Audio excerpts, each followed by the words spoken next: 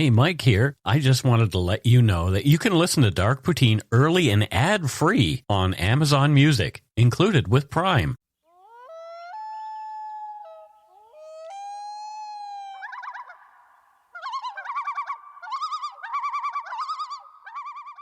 All right. I guess it's time for some Dark Poutine. I am Mike Brown, and this is Matthew Stockton. Hello. How are you? I is fine. You is fine. Off to Quebec again. Off to Quebec tomorrow. And I noticed 1 block away, there are 4 police cars on the street just behind your building. Welcome to Surrey. Like with their lights on and everything. Oh, yeah. They look quite serious. It probably is. I also walked past the motorcycle club. Yes. And noticed a sign that said, "No mobile phones or photographs allowed inside." You're painting a picture of the neighborhood that I live in. It's appropriate for a true crime podcast. Well, yes, I live in a true crime neighborhood. It's not that bad. Yes, it is. The views, information, and opinions expressed during the Dark Poutine podcast are solely those of the producer and do not necessarily represent those of Curious Cast, its affiliate Global News, nor its parent company, Chorus Entertainment.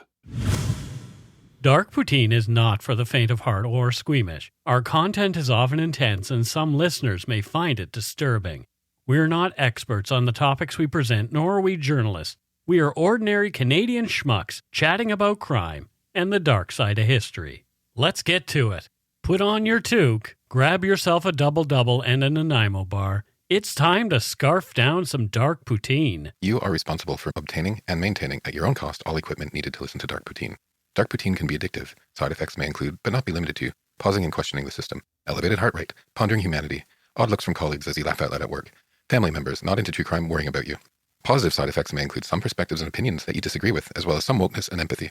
If you don't think Dark Poutine is for you, consult your doctor immediately.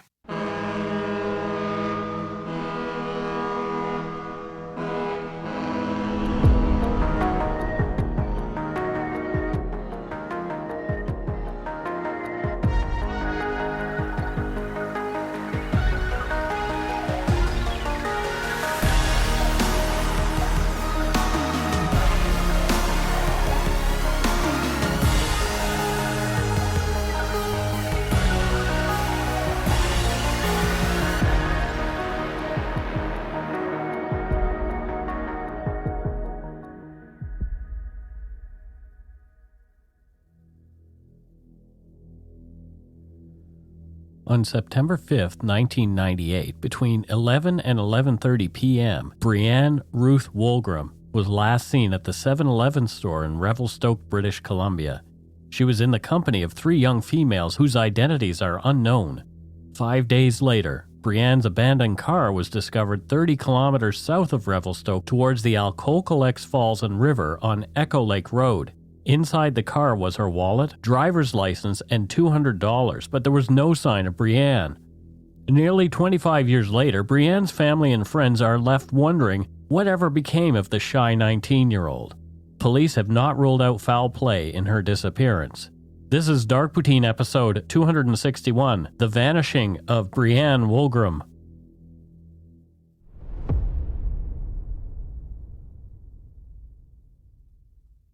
I've been planning an episode covering Brianne Wolgram's disappearance for some time. During a recent episode of Supernatural Circumstances, Morgan and I chatted with Brennan Storr, one of the hosts of the Ghost Story Guys podcast and author of the book called A Strange Little Place, The Paranormal Secrets of Revelstoke, British Columbia. Brennan briefly mentioned Brianne's disappearance, which prompted me to dive into the research for this episode. He helped me learn more about the case as I dug in. Revelstoke, BC, where this story takes place, is a city in southwestern region of British Columbia, Canada. It lies in the Columbia-Shuswap region, near the intersection of the Trans-Canada Highway and Highway 23. The city is surrounded by the majestic Selkirk and Menashe mountain ranges and is bordered by the Columbia River to the west. The area is renowned for its breathtaking natural beauty, with numerous lakes, rivers, and mountains nearby. Revelstoke is strategically located midway between Vancouver and Calgary, making it an ideal destination for visitors exploring the region.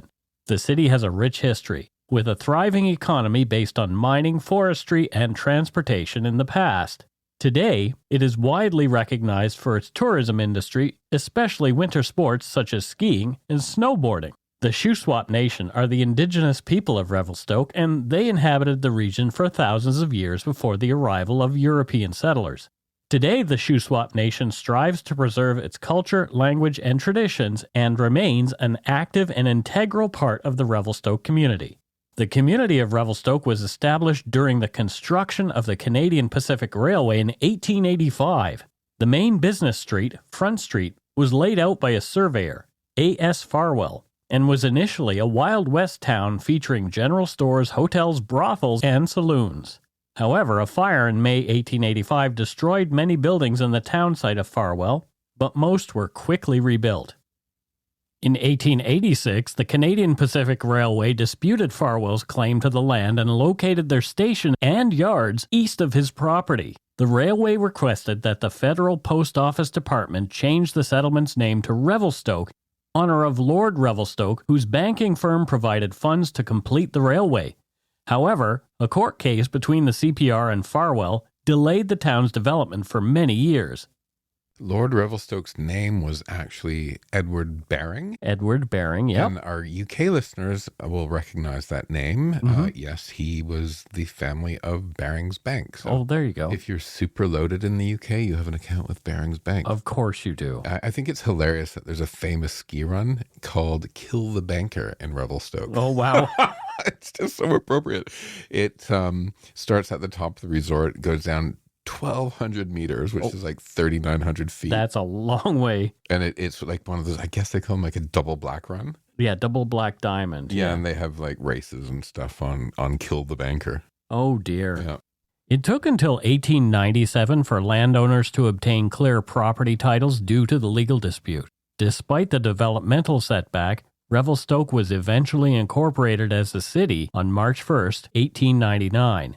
Since its inception, mining and forestry have been integral components of Revelstoke's economy. In the 1860s, a gold rush occurred along the Columbia River just north of the city, even before the town site was established. Over $3 million worth of gold was believed to be mined in just over 2 years.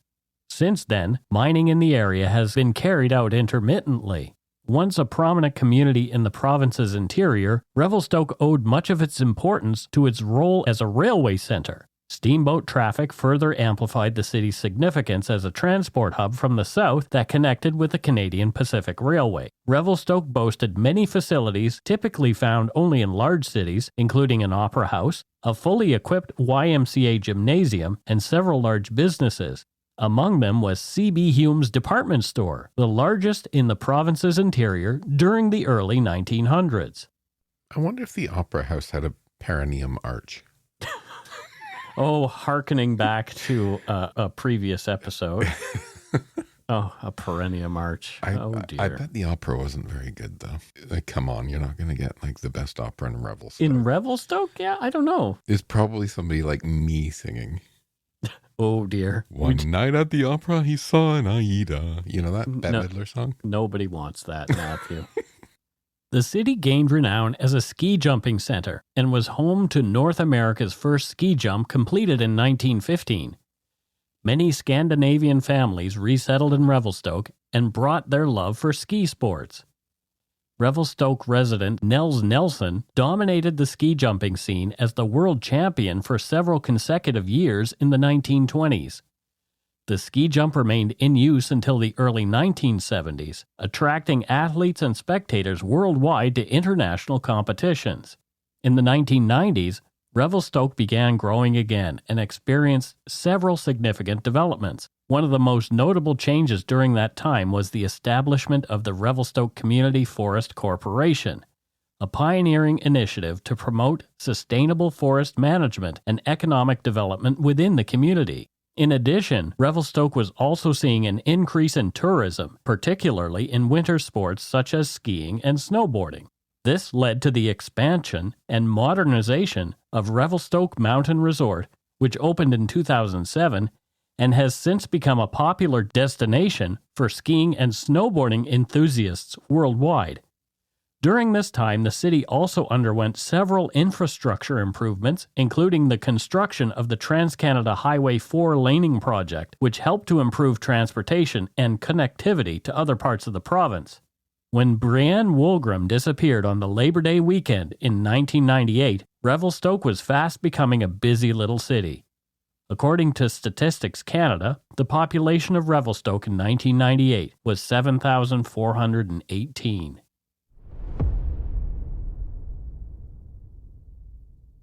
Brianne Ruth Wolgram was born to Cheryl and Clifford Wolgram on March 25, 1979. She lived in Revelstoke her entire life. She was the baby of the family and beloved sister to her older brothers Troy and Todd, who'd both moved out by the time she was last seen. She was active in high school sports and physically fit, often working out at a local gym with friends. Sources claim that Brianne was cautious until she got to know you, coming off as shy. But once Brianne was comfortable with you, she was outgoing, fun, and had a good sense of humor. I know people like that, and in fact, my husband is one of them. Yes, he definitely is. I think I told you earlier, I thought he didn't like me at all. He's quiet, and he takes some time. Yeah. But once he knows and trusts somebody, he's a great laugh. And I actually find these people to be sort of the most honest, right? And I bet you, Brianne, I bet you she was a great friend. She was probably a great friend. And honestly, people like that who do take time to warm up to you, once they are your friend, they are your friend. They tend to be authentic. Yes. Yep. Still living at home like many young women her age, Brianne aspired to attend college, travel, get married, and start a family. She was not going steady with anyone when she disappeared. And when she wasn't with friends or family, her life at the time was taken up by working at her two jobs, one at McDonald's and at a Super Save gas station behind what was the Frontier Motel and Restaurant in Revelstoke. Brianne's jobs were along the Trans-Canada, which runs through Revelstoke. Due to her customer-facing roles along such a high-traffic corridor, Brianne would have had interactions with many strangers traveling through the area between Calgary and Vancouver. And that's important. Right. It's a well-known fact that some killers have used small towns along major highways to target victims. Right. This is often referred to as serial killer highways or killer corridors. And it's believed that the high volume of traffic and the transient populations in the areas make it easier for killers to blend in and avoid detection. Yeah, so I really hope this isn't the case for Brianne, though. I'm hoping so, too, because that's the hardest crime to solve is stranger murder. Yeah. Brianne was a hard worker, and although saving to attend school to learn to be a pharmacy assistant, 4 months before she vanished, she purchased her pride and joy, a black 1989 Acura Integra. Brianne's car had a very distinctive feature in the way of its gold-colored plastic wheel covers. According to the website findbrianne.wordpress.com, quote, Brianne's car was in pristine condition, and she made sure to take good care of it. That last summer was filled with Slurpees, rocky beaches, and the loud blaring of Beastie Boys from her new car. I gotta like her right there. What was your favorite Beastie Boys song? Intergalactic. Mine too. Oh, that's cool. I love that song. Did you know my dog Steve? Yes. I call him Steve. Yeah. Stevie Wonder, Stevie Blunder. I also call him Beast, and that morphed into Beastie Boy. Yeah, there you go. And also, I shared a birthday with Adam Yauch, who's passed away from the Beastie Boys. Did you grow up on Slurpees like Brianne did, or we had? There were no Slurpee places in Bridgewater. We had the dog one, Slush Puppies. Remember? Oh Slush yeah, Puppies? I remember those. Yeah. Brianne was wiped out from a hard work week on the day she disappeared, September 5th, 1998. The day before, she'd completed a night shift at McDonald's and then spent a late night out with her girlfriends. She'd not slept much when it was time to get up and go to work at the gas station. According to some gas station employees who later spoke to police, Brianne appeared upset and quieter than usual during her shift. At one point in the afternoon, Brianne broke down in tears, but she eventually composed herself. Cheryl, Brianne's mother, reported that Brianne's boss told her that she could go home, but she'd decided to continue working. I wonder why she was upset. That's a great question. That has not ever been shared publicly. Maybe people who are involved in the investigation know, but it hasn't been shared publicly why, or maybe it is unknown. And maybe it was nothing. Maybe it was nothing. Right? Like, just because you're upset and you're crying, doesn't mean anything massive happened. You're just maybe having a bad day. But the fact that she went missing makes then people start wondering, right? It might not have anything to do with it. May not. But then again, it may. This case is so frustrating. Brianne got home at around 7 p.m. that evening.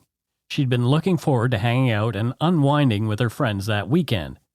Brianne had been invited to a barbecue with her family but declined to attend as she desperately needed a nap. Her parents left the house at around 8, and that was the last time they saw Brianne. After her nap at around 9 p.m., Brianne contacted her best friend, Christy Kane, and confirmed that she would pick her up at 11:15 after Christy finished work. They planned to hang out with their friends afterward. At 11:20 p.m., when Brianne had yet to arrive to pick her up, Christy Kane called Brianne's house to ask why she was running late, only to discover that Brianne wasn't there. Christy later noted that it was out of character for Brianne not to call if she would be late for a meetup. Brianne's mom, Cheryl, concurred. She said that when Brianne said she would do something, she did it without fail. If Brianne had not followed through on something, there must have been an extraordinary reason. Several witnesses reported seeing Brianne conversing with 3 females outside the 7-Eleven before 11:30 p.m. According to news reports, no video surveillance tape was recorded within the 7-Eleven that evening, which is unusual. Another article indicates that Brianne and one of the unknown girls entered the store but bought nothing. Another of the girls was seen leaning on the hood of Brianne's car, indicating some familiarity with the vehicle, and perhaps Brianne.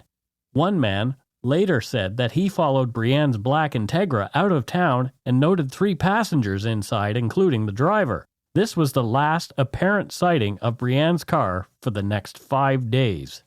According to news reports, a hunter claimed to have seen a teenage girl walking along Echo Lake Road at about 8 a.m. on Sunday, the morning after Brianne was last seen and before she was reported missing. The man's description of the teen and her clothes indicate that this may have been Brianne, but it has never been confirmed.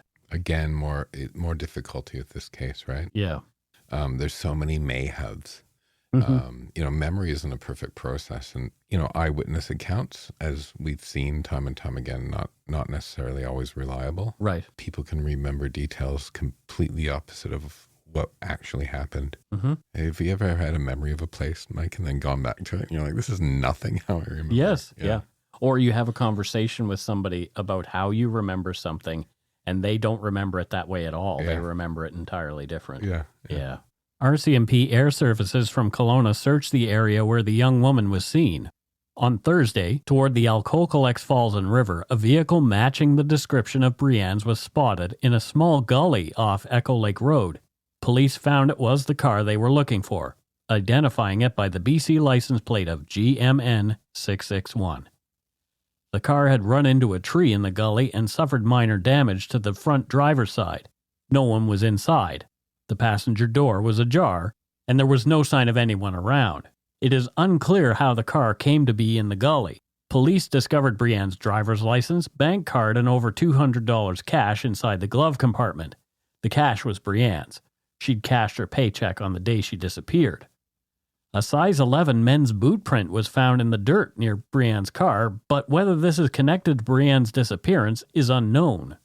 Years later, Brianne's friend Anna, who created and maintains the site findbrianne.wordpress.com, was invited to view photos taken during the initial RCMP investigation at the scene. Anna described the photos, which also give some insight into more items found within the car. Outside the car, on the ground, was a package of Colts, cigarillos, can of Budweiser, an empty air freshener package. Inside the car, 1 yellow and 1 red air freshener hanging from the rearview mirror, beach towel, 1 pouch of cigarettes on the console between driver and passenger seat, and it looks to be either Players brand or number 7 blue, a 6-pack of Growers Blackberry wine coolers. Visibly, you can only see 2 coolers in the box. One cooler is open, the other closed. The box is only open on one side. And note here, a comment later confirmed that Brianne had purchased the wine coolers to bring to her friend Christy when they were due to meet up that evening. The dash and outside the car are dusty. The foliage around the car is quite heavy. The passenger door was ajar, as described in the media, and the passenger window was open. Keys were in the ignition and appeared to have been in the off position. So police are tight-lipped about whether they could obtain strangers' fingerprints from the car or on the items inside, and they've also declined to comment on DNA collection. Why? That's a good question. To not even comment on anything about it is weird. Right. And it's like, okay, so I guess the police have their mysterious ways, and obviously... Or they went, oh shit, we should have collected DNA. It could have been that. Keep stumped.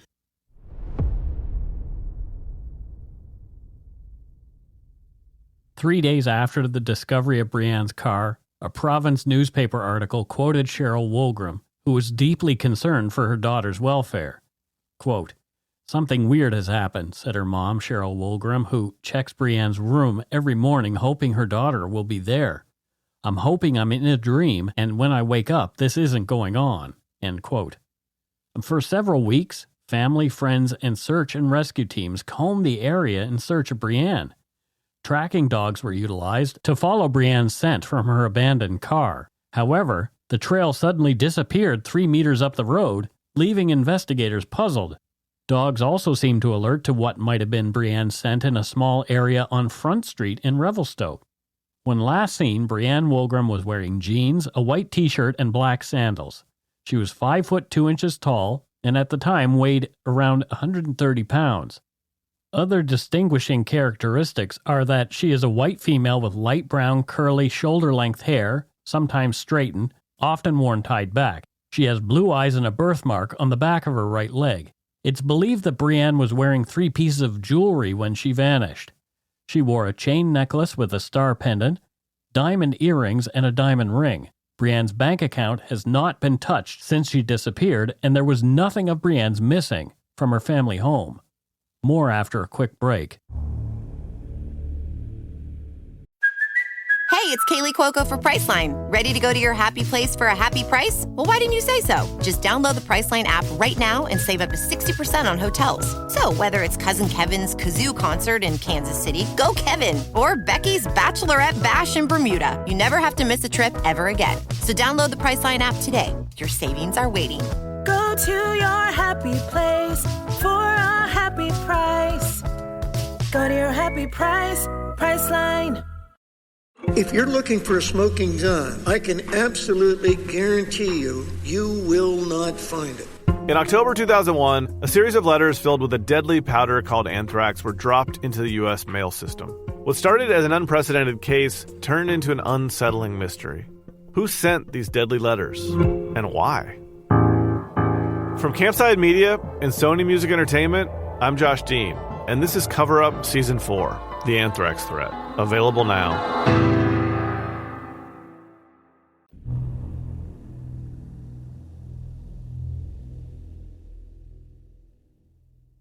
And we are back. Matthew, what are your thoughts on this case so far? Oh my God. Yeah. There is so little to go on and so many unanswered questions. Right. Like, how did the car end up in the gully? Mm-hmm. Where did she go after the car crashed? Well, did it crash at all? Did somebody just push it into the gully? Yeah, maybe. Yeah. Where did she go after the car made its way into the gully? Right. Yeah. There's no trace of her since she disappeared. There's no direct witnesses that saw, like, anything happen to her. Mm-hmm. No named suspect, no named persons of interest, really. We don't know if she voluntarily disappeared, met with foul play by a stranger or by somebody she knew, or if she wandered off. Maybe she wandered off and got lost in an accident, right? Literally almost anything could have happened to her. I mean, she could have actually been walking home and got attacked by a bear or something, right? Right. Nothing is known. And it Yeah. must be so hard for family and friends Yep. to know absolutely nothing. How hard would that be, Mike? Yeah. She could have been trafficked. Yeah. Like this, it could have been one of those human trafficking situations as well. Literally could be anything. It could be anything. And that's the difficulty in this, right? Yeah. Reports of Brianne allegedly being spotted came in from all over the world, but none proved to be her.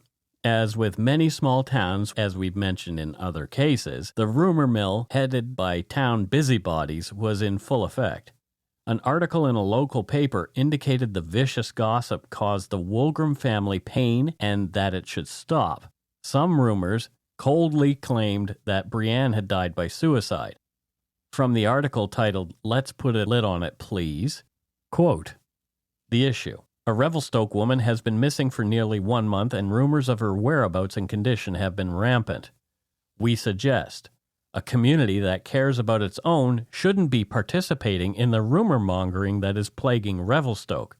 Whoever invented the term town gossip should have pluralized it instead. It's been almost a month since Revelstoke's Brianne Wolgram went missing, and since the news broke, various members of the community have either started or participated in the spreading of countless rumors explaining the whereabouts of Brianne and her condition. This is simply sickening. Brianne is a real person. She has a real family, real friends, and her disappearance is frighteningly real. These rumors are nothing but hot air, traveling mouth to ear, from windbag to windbag, serving no purpose but to apparently ease the humdrum existence of those bored with small-town life. But remember, this is a small town, and those rumors that seem so exciting to spread are damn painful to the people who love and care about Brianne." End quote. I'm going to talk about that specific rumor, but first I want to give you an example. Yeah. For my parents' wedding anniversary, my aunt had a party in her barn. Yes. I brought my boyfriend, Brad. Okay. It was the first time I'd ever brought him to like a larger family function. The first time they're ever seeing a boyfriend at a larger family function. Yeah. And, Okay. it wasn't announced or Right? anything. Yeah, sure. We went. Yep. We ate and drank and mingled and talked to people. Sure. Said our goodbyes. Lovely, Yep. Great time. Quiet time.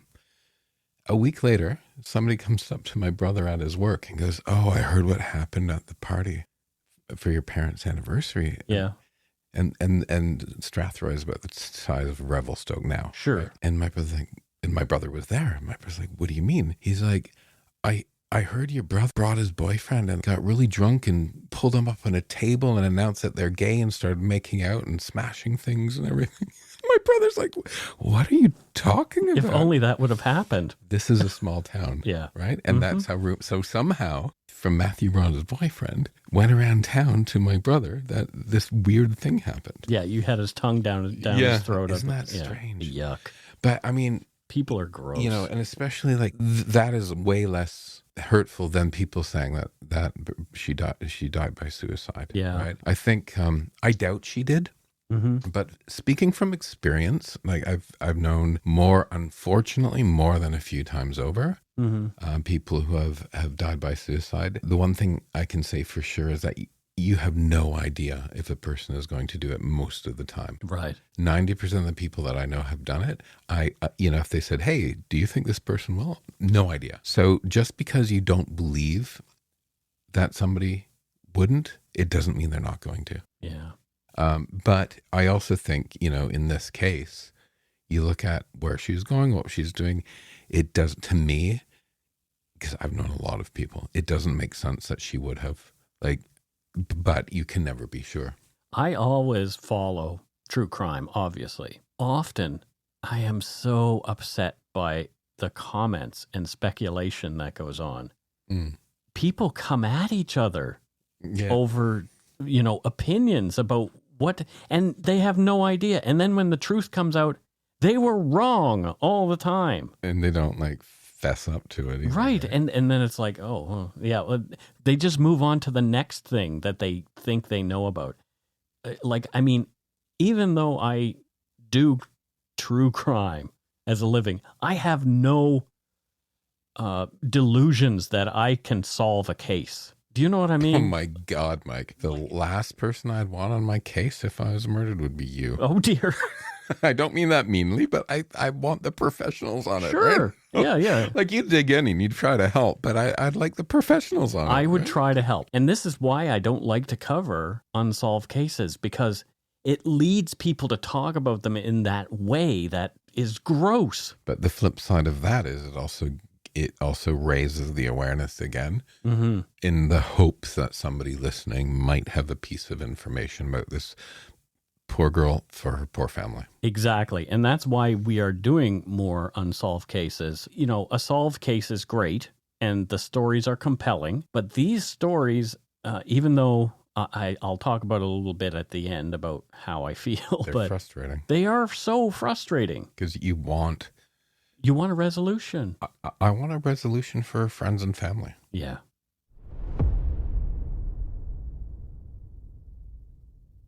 In February of 1999, a missing poster of Brianne was updated with the composite sketches of the three young women who were seen with Brianne at the 7-Eleven on the night she vanished.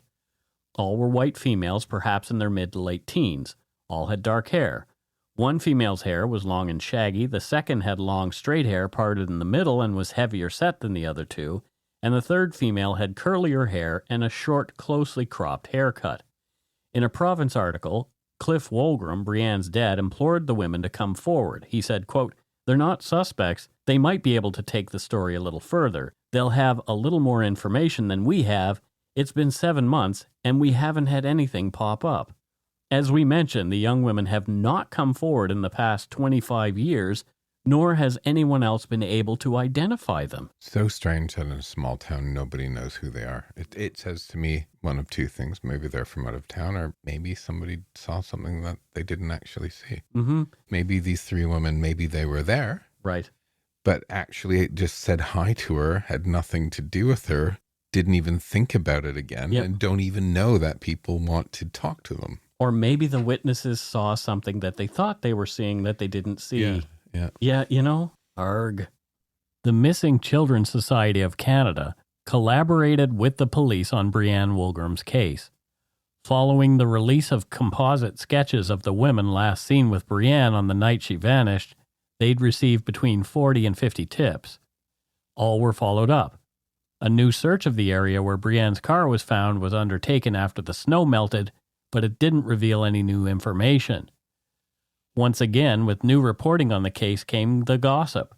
From the Province newspaper's Greg Chamberlain in May 1999, quote, "The RCMP say they have not made an arrest in the Brianne Wolgram missing person case, nor do they suspect a former Revelstoke resident now in the psychiatric ward in Vernon of having murdered the woman. Sergeant Art Kleinsmith said Tuesday the report circulating around town is nothing but a vicious rumor, and the people spreading it should stop. It causes more grief for the family, Kleinsmith said. That's where the rumor mill does the most damage." Earlier this week, CKCR Radio aired an editorial condemning the rumor after listeners phoned asking if there were any truth to it. Kleinsmith said police are checking out all tips related to the case, but he noted that people who start false rumors can be charged under the criminal code with public mischief if they are found out. End quote. 2 years after Brianne Wolgram disappeared, an article in the Province indicated that Cheryl Wolgram had concerns about the investigation. From the article, quote, "Brianne's mom worries that the police aren't doing enough to find her daughter. Some people have suggested Brianne may have run away or killed herself, but Wolgram says her daughter had her own car and bank account. She didn't have to run away, and Brianne was not suicidal." End quote. The article continues, quote, "There has been absolutely nothing for 2 years, said her mom Cheryl Wolgram, who works as a house cleaner to stop herself from thinking too much. We still keep going over it, she says, wondering what could have happened. I don't think she did this deliberately. We know our daughter. The 3 girls last seen with Brianne haven't come forward and haven't been identified, which baffles Cheryl considering Revelstoke is a small, tight-knit community. Maybe Brianne went to a party with them. Maybe an accident happened. Maybe that's why they never came forward, because they're afraid," said Cheryl. "I just wish if it was an accident that the people would come forward and let us know what happened." Her husband Cliff, a retired Canadian Pacific Railway engineer, is clinging to the thought that their only daughter is alive, said Cheryl. "Until he sees it, she isn't dead. He wants proof." End quote. Some articles indicate Brianne had on a couple of occasions suffered from depression due to seasonal affective disorder. However, her family was adamant she was not depressed in September 1998. In the spring of 1999, the CBC radio morning show Daybreak Kelowna reported that Dr. Lee Poulos, the president of the Canadian Society of Clinical Hypnotists, had been brought in by police to hypnotize witnesses from the night of Brianne's disappearance. Poulos claimed that the police investigators frequently use hypnotism to help witnesses recall information. At the time, Poulos had been involved in over 250 cases and had worked on high-profile ones, including the hunt for the Abbotsford killer and the Air India bombing. We've covered the Abbotsford killer, and we will cover that other one. One of the witnesses, a female friend of Brianne's, revealed under hypnotism that a man in a red truck had been following and leering at Brianne and her friends. This information helped police create a composite sketch of the person of interest, but that man remains unidentified. According to Poulos, the other male witness was the last person to see Brianne alive, but was not a reliable witness under hypnosis. According to the U.S. Department of Justice archives, quote, in certain limited cases, the use of forensic hypnosis can be an aid in the investigative process. Witnesses to crimes have been able to recall certain facets of the crime while in a hypnotic state that they had not remembered without hypnosis. The use of hypnosis, however, is subject to serious objections and thus should be used only on rare occasions. The information obtained from a person while in a hypnotic trance cannot be assumed to be accurate. Therefore, any information obtained by the use of hypnosis must be thoroughly checked as to its ultimate accuracy and corroborated. In Canada, in 2007, the Supreme Court decided that evidence obtained through hypnosis should not be admissible in criminal cases. The court stated that testimony based on such evidence is not credible enough to be considered reliable in a court of law. Yeah, and all of that makes sense, both the U.S. and the Canadian side, right? Mm-hmm. So I think under hypnosis, I don't think it's like spooky weirdness stuff. I think it's just unlocking some memories sometimes. Well, there's also suggestibility. Yeah, there's suggestibility, but I think if somebody's hypnotized and goes, "Oh my God, there was a red truck." Mm-hmm. And then the police actually narrow down and then find somebody, right? If it helps them get to actual evidence, yeah, go for it. But nobody can. Oh, Mike Brown did it under hypnosis. Oh, let's go arrest Mike Brown. No, it can't work that way. Right. I mean, I hope not, because I didn't do it.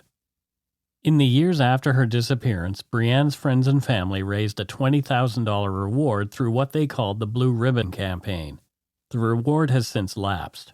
However, there is a GoFundMe page to raise another more permanent reward on the findbrianne.wordpress.com site.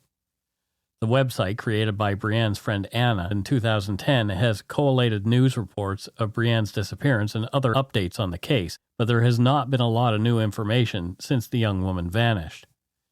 It is the definitive source for public-facing information about the case, however. The first post on the site reads, quote, "We sit idly by for the problem to solve itself, but there must be someone out there doing something to find Brianne, right? The sudden realization that nothing's happening, no one is helping us, has taken 12 long years to sink in. Our sweet friend has been gone too long, and she needs us now. She needed us then. Our mission is to publish the facts, dispel the myths, raise a significant financial reward for information, and ultimately find Brianne Wolgram." End quote. Poignantly, Anna posted an update complete with photos of young Brianne Wolgram on what would have been Brianne's 40th birthday, March 25, 2019. Anna wrote in part, quote, "Today marks Brianne's 40th birthday. We still miss you, Brianne, and wish you could be here with us to celebrate this special day with us. About a week ago, I decided to once again attempt to bring more information to the public regarding Brianne's case. Last week, I emailed the RCMP and MCSC to try to have some questions answered, but I have not yet received a response. They are busy, so hopefully I will hear something back soon. I strongly believe this needs to happen and will try my best. It's really important to keep the memory of Brianne and this case alive and never stop trying to find answers. Often I wonder if someone has spoken a portion of the truth already, but the sheer volume of tips and wild information out there makes it all impossible to navigate. If one person says something and another does not, where do we go from there?" End quote.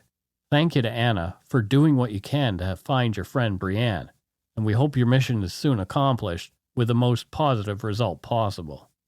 If you have information on Brianne Wolgram's disappearance or whereabouts, please email the Missing Children Society of Canada at tips@mcsc.ca.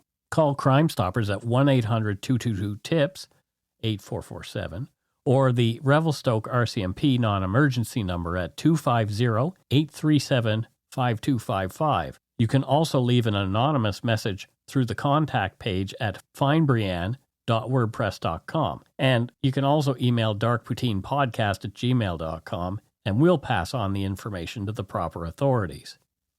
Thanks again to Brennan Storr, author of the book A Strange Little Place, for the nudge into this case. In the show notes for this episode, you'll find links to buy his book and listen to his podcast, The Ghost Story Guys. While chatting with Brennan about Brianne's case, Brennan reminded me there had been other strange, unrelated disappearances in Revelstoke. For example, a former United States Marine named Sotirios Konstantin Kaviris left his home in Pasadena, California on October 15, 2008 in his 2005 dark blue four-door Hyundai Elantra with California license plate 5NFP506. He crossed the border into Canada with no significant belongings in the car. Sotirios Kaviris was last seen wearing a black jacket and blue jeans at the same Sun Lodge. He had recently purchased a rain poncho. He sent a postcard to a friend in Florida that arrived the first week of November in 2008, but has not been seen nor heard from since. Sotirios has a medium build. He's got a tattoo of military dog tags on his ribcage and a tattoo of his first name, Sotirios, in Greek lettering on his back. On his upper right back, in the shoulder area, he has a tattoo that says USMC with an image of a human skull and crossed rifles and the words Crazy K. He was born on February 2nd, 1977, and was 31 when he disappeared. He's 6 feet 1 inches tall, a white male, and weighed about 175 pounds. His hair is brown, and he has hazel green eyes. Sotirios has a medical condition that requires medical care. Sotirios was believed to have been depressed and suicidal, and his handgun is unaccounted for. Sotirios Kaviris' Hyundai Elantra was later found in Revelstoke with the keys inside the vehicle console, but there was no sign of Sotirios. Again, if you have any information about Sotirios' disappearance, please call Crime Stoppers at 1-800-222-TIPS, 8477, or the Revelstoke RCMP non-emergency number at 250-837-5255. And you can find a link with photos of the missing man in our show notes. Brennan Storr also reminded me of two campers who, within days of each other, and in apparently unrelated incidents, had gone missing near Beaton, BC, to the south of Revelstoke in the summer of 2017. Jared Szabo, 29, was last seen August 1st in the Beaton area and was reported missing on August 3rd, triggering a search involving aircraft, RCMP, and regional search and rescue organizations. Searchers discovered a white pickup truck submerged in the Inkamaplu River, later confirmed to belong to Szabo. He was nowhere to be found.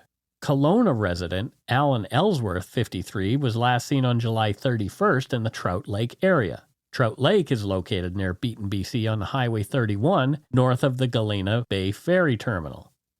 Ellsworth was vacationing in the Trout Lake area and failed to return to Kelowna. He was reported missing on Tuesday, August 8, 2017, and he has not been heard from since. According to Brennan's research, many others have gone missing near Revelstoke or close by in other areas around BC's interior.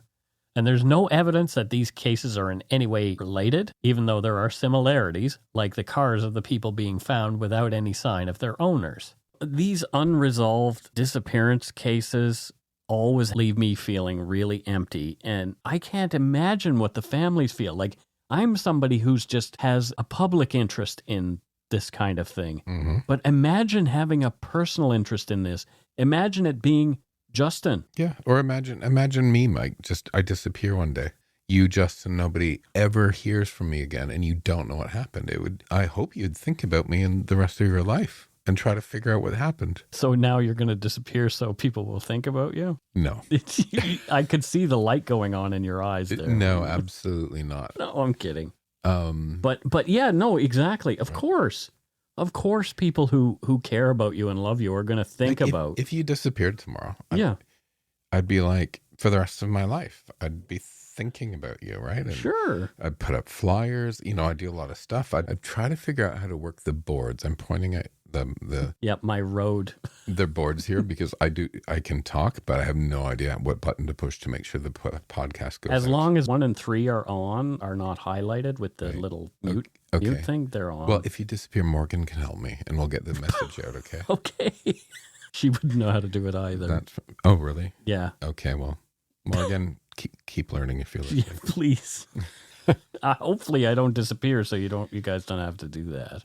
But I'm not planning on disappearing. And we'll do your case on this show and her show. So we'll do it from a potential true crime, and we can do it from an alien abduction from her side. Okay, oh boy. Sorry, I digress.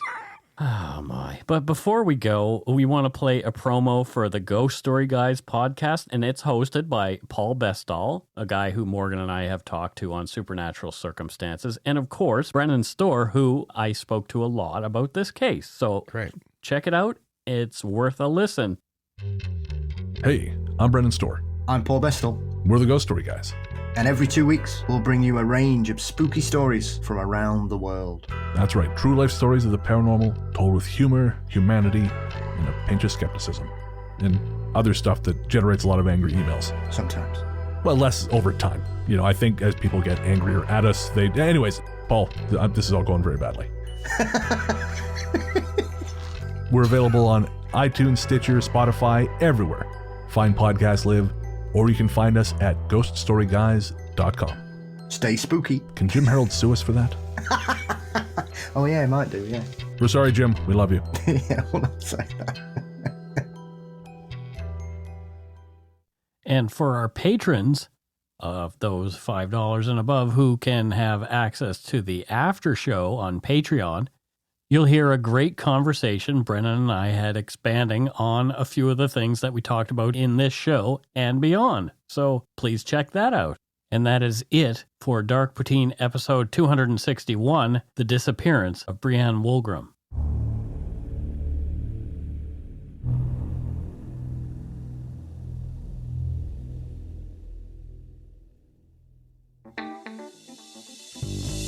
That's right. It's time for voicemails.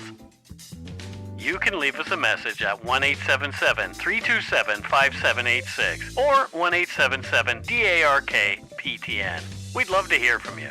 Let's see who called us this week. All righty. Voicemail time, and we've got a couple this week. Great. Yeah, let's listen to the first one. I think it's from somewhere in the United States of America along the West Coast here. Hey, Mike and Matthew. This is Kim.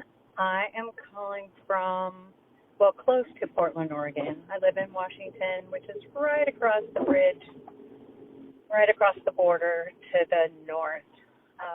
So these things make me a little nervous. So I'm doing this in rush hour traffic, so I'm so distracted by the other people that I don't have to think about too much about what I'm going to say. But I have to tell you, I don't know what go shit in your hat means. And I have resident Canadians. I'm a nurse by trade, and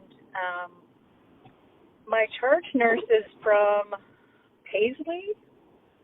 Not quite sure where that is, but I asked her. We have very different personalities, and she's more stoic, I guess, than I am. But I asked her if she knew what taking a shit in your hat was, and she looked at me with this disgusted look on her face and said she'd never heard of it before. And my other sister is from Shelburne, Nova Scotia. My neck of the woods. And she doesn't know either, so I don't know what's going on, if they've just been gone too long and they don't know what this means. Anyway. I've never heard it before. As everyone else does, I love you guys. You're the highlight of my week, and I just enjoy your personalities so much. And my very favorite thing is when Matthew says something, policeman, not for me. When Matthew says something a little spicy or whatever, and it makes Mike say, Oh, dear. That's my favorite. mom likes that, too. I love it. It's too much fun. And I love the commentary, just sort of side notes. And your guys' friendship obviously runs very deep. And it's Are we friends? a great pleasure to listen to both of you. So thank you for all you do. Of course we are. And I guess go take your shit in your hat, even though I don't know what that means. Bye. Okay, so we will address go shit in your hat first. I at no time did I really say it's Canadian. I guess maybe I've sort of hinted at it. It's not. It doesn't really matter. I'd never heard of it before. You know where I got it from? Where? The Sopranos. Really? It was. It was Junior. It was Junior Soprano.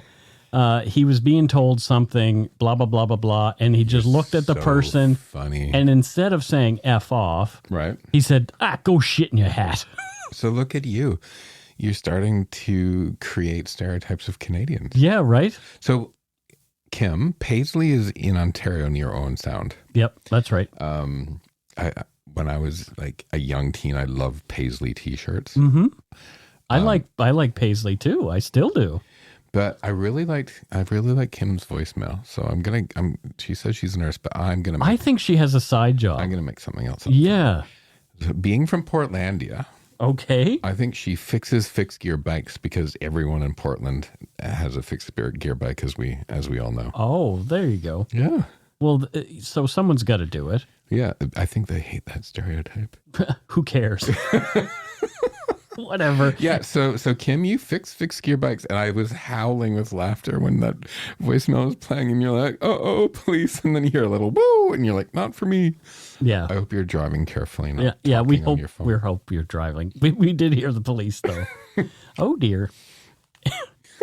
Thanks for calling, Kim. Yes. Here's our second voicemail for the week. Hi guys. So I'm calling. So I've been a listener for a very long time. My name is Dee Dee. I always will be just, when I come into my town and I see the name of our town, I always think of the podcast where it was a while ago and you guys go talk about the town named Forest. And you guys said, wow, that's a really weird name. That's like a town surrounded by forest. And I just wanted to let you guys know that I went to school in a town called Forest, and there was absolutely no forest. And then you guys were like, that'd be like a town called Rivers that is surrounded by rivers. And after I graduated, I actually ended up moving to a town called Rivers. And it is surrounded by a river. And I just, all the time when I come into the town and I see that, I think of that podcast where you guys are making fun of the town names, and I ended up being in both of those towns. Yeah, I really like you guys, though. I keep listening to it, even though you guys totally diss my town names. But my little is crying here, so I'm going to hang up. Thanks. Bye. Oh, she's crying because mommy's laughing probably. But, I come from one of those towns myself, so that's why I take any opportunity to diss. Forest, you're surrounded by forest. Rivers, you're surrounded by rivers. I'm from Bridgewater. Okay. So there are bridges over the water. I want to live in a town called Hot Guys. Ew. Where I'm surrounded by hot guys. Well, I mean, it wouldn't be such a bad thing. Yeah. But, So Dee Dee helps her in his laboratory. Doing what? What does he have a laboratory? Do you remember Dexter's Lab? Dexter's the cartoon Lab. With his sister Dee Dee. Dee Dee. Oh, okay. Yeah, well, there you go. There you go. So that's kind of fun. And I hope your little one stopped crying. We hope so, yeah. But thanks for calling. Yeah, thank you. That's it for this week's voicemails. Again, you can leave us one at 1-877-327-5786 or 1-877-DARK-PTN. We'd love to hear from you, even if it is just to say hi and to tell us to go shit in our hats. If you're stumped for what to chat with us about, a quick story is welcome. Alrighty, let's get to our patrons. This week, we have from Red Deer, Alberta, Stacy Carmichael. Stacy Carmichael. Hello, Stacy. Thank you. Thank you, Stacy. Stacy comes in at our Eager Beaver tier, which is $5 or $7.50 Canadian. Sweetness. Yeah. But what does Stacy Carmichael do there in Red Deer, Alberta? She sneaks out in the middle of the night and paints the deer red. Well, of course, someone's got to do it. Yeah, it's she's holding up the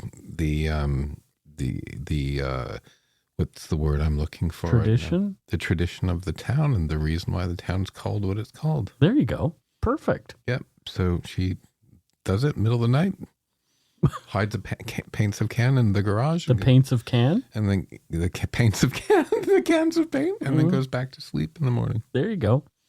Next we have Kathy Duke, and Kathy is from Alamogordo, New Mexico. Alamogordo, New Mexico. That's an interesting name. Yeah. I'm not sure what she does there in Alamogordo, New Mexico, but we can take some wild guesses. I know exactly what she does. What's that? She has a tea plantation. Tea? Yes. Oh, interesting. Yeah. She grows Earl Grey. She's the Duke of Earl. You know that, oh dear. You know that there is a museum of space history in Alamogordo, New Mexico. Really? Yeah. Which is kind of fun. Does she sell tea maybe there?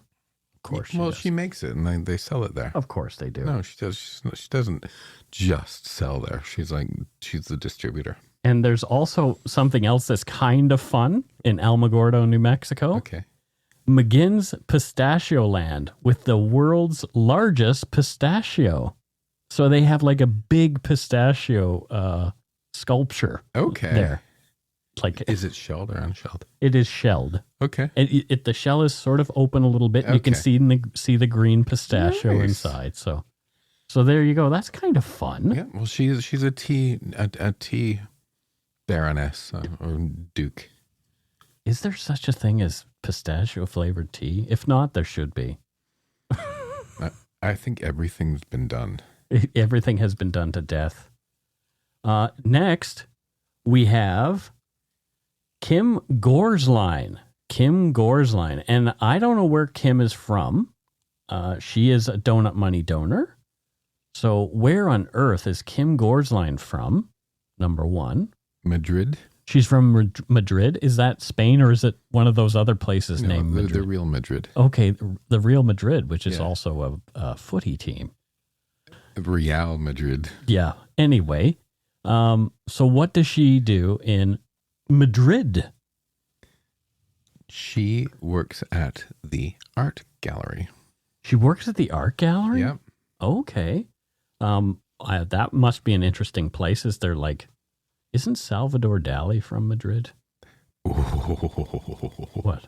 No. He's Catalan. He's what? Catalan. Okay.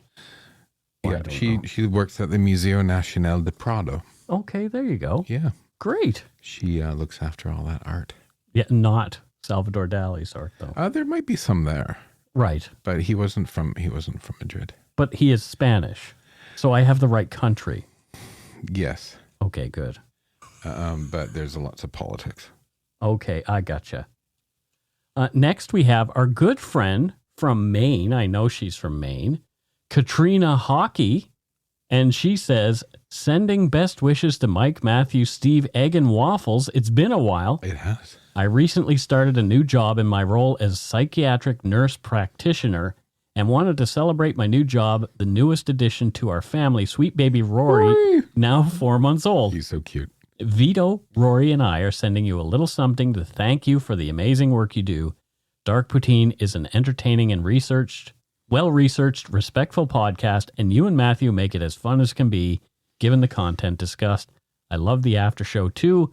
Dark Poutine is by far my favorite true crime podcast, and I'm so grateful for the work you both do for all of us Dark Poutine fans. Well, thank you. I love Katrina. I think Katrina might have a hobby there in Maine, and I'm not sure what that is. So maybe Matthew knows what kind of hobby Katrina does, or it could even be a side gig. Well, I've actually seen a picture of her house, and they have lots of lovely orchard trees around it, if I remember properly. Okay.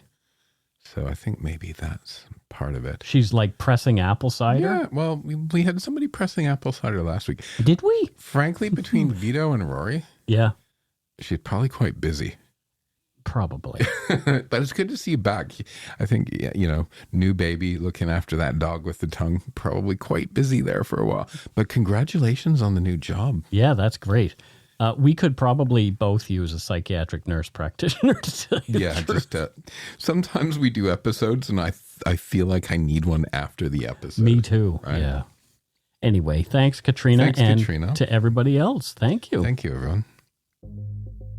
Thanks to all our patrons and Donut Money donors, past and present, for your generosity. It helps to keep the show going. You can become a patron of Dark Poutine at patreon.com/darkpoutine. For a one-time donation, you can send us donut money via PayPal using our email address, darkpoutinepodcast@gmail.com. If you don't already subscribe to the show, it would mean a lot if you did. You can easily find Dark Poutine on Apple Podcasts, Spotify, or wherever you listen to your favorite shows. If you haven't gotten yours yet, my book, Murder, Madness, and Mayhem, is available to order via a link on the Dark Poutine website. And speaking of darkpoutine.com, please check it out for show notes and other cool stuff. We'd appreciate it if you took the time to give Dark Poutine a like or a follow on Facebook and Instagram. Most importantly, thank you for listening, and tell your friends about us. Word of mouth is a powerful thing. And that's it for this episode of Dark Poutine. Until next week, don't forget to be a good egg and not a bad apple. Bye, everyone. Bye-bye. Bye.